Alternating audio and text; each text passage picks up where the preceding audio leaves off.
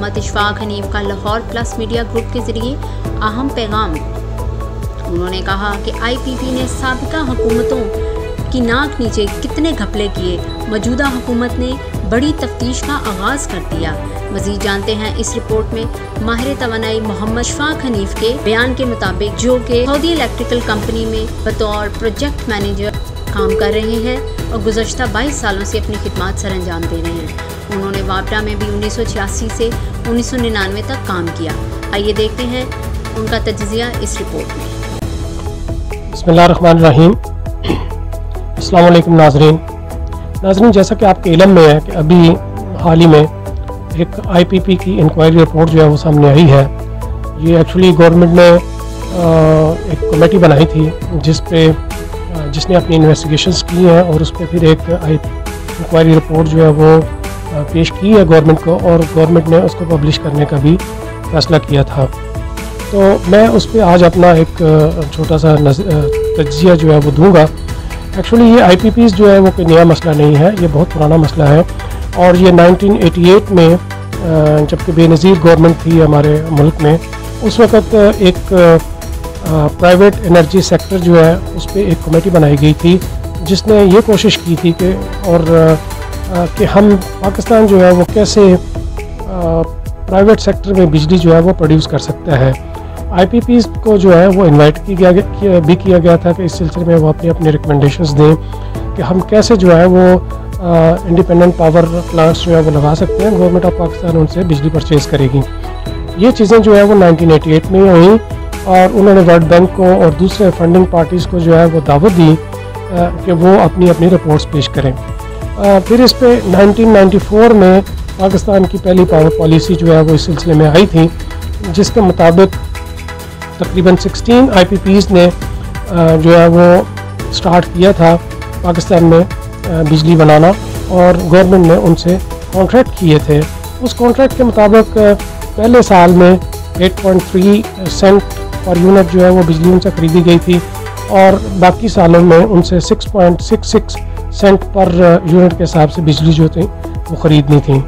उसके बाद इसमें इस पॉलिसी में ये भी फैसला किया गया था कि जो वापडा है, एक्चुअली वापडा जो था वो पूरे इस पावर सेक्टर को कंट्रोल करता था, और वापडा से ये चीज़ें लेके फिर उसकी आगे फर्दर प्राइवेटाइज़ करने की कोशिश की गई, और उसके मुताबिक डिस्कोस बना दी गई, यानी डिस्ट्रीब्यूशन कंपनीज़ बना दी गई, जेनकोस बना दी गई, जनरेशन कंपनीज़ बना दी गई। एक नया अदारा जो है वो बनाया गया नेपरा के नाम से, national electricity power regulatory authority के नाम से ये एक नया अदारा बनाया गया।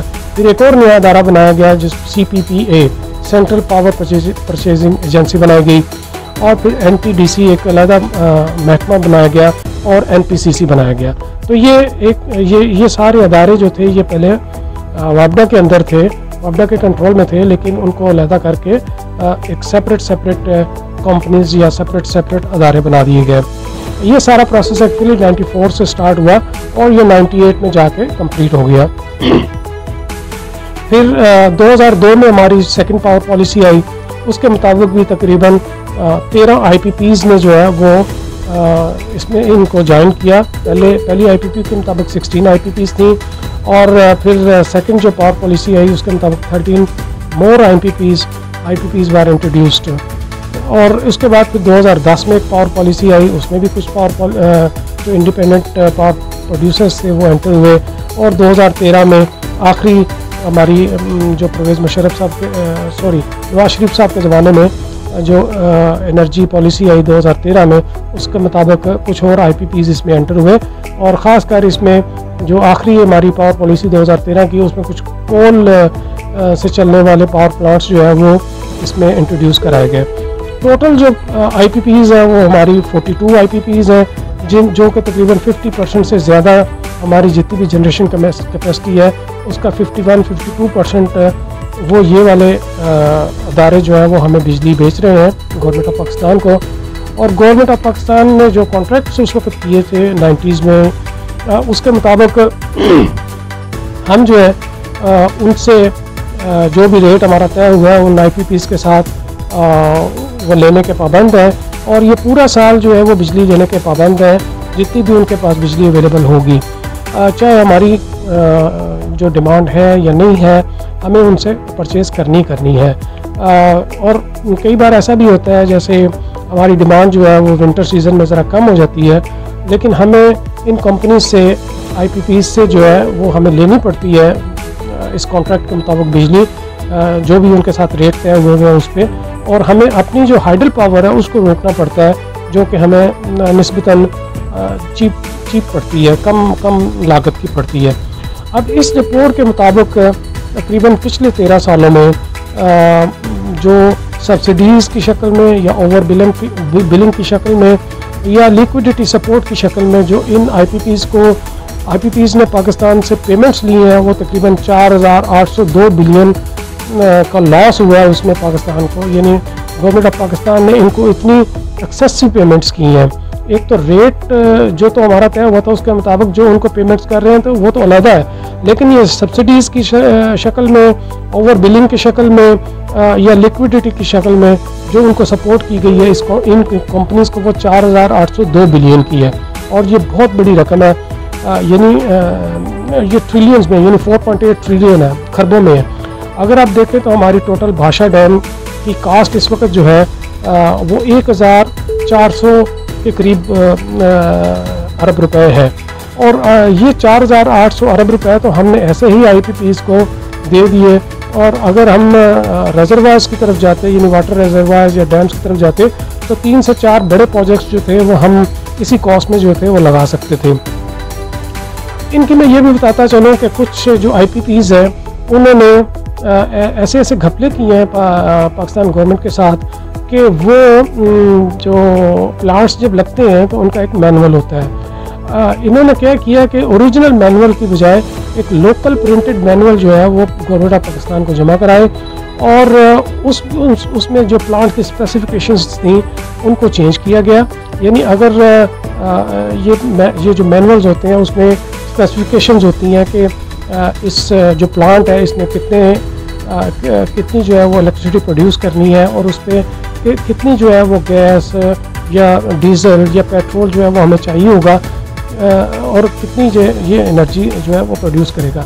उसमें जो है ऑयल या डीजल या गैस या LNG जिस पे भी वो था उसकी मिकदार जो है वो बढ़ा के पेश की गई, ताकि वो गवर्नमेंट से उतना ज़्यादा एक्सेस पेट्रोल या high diesel speed oil diesel या गैस वो उतनी एक्सेसिव लें, ताकि वो फिर जो है वो जितनी तो उस पर लागत आनी है वो तो लागत आनी है।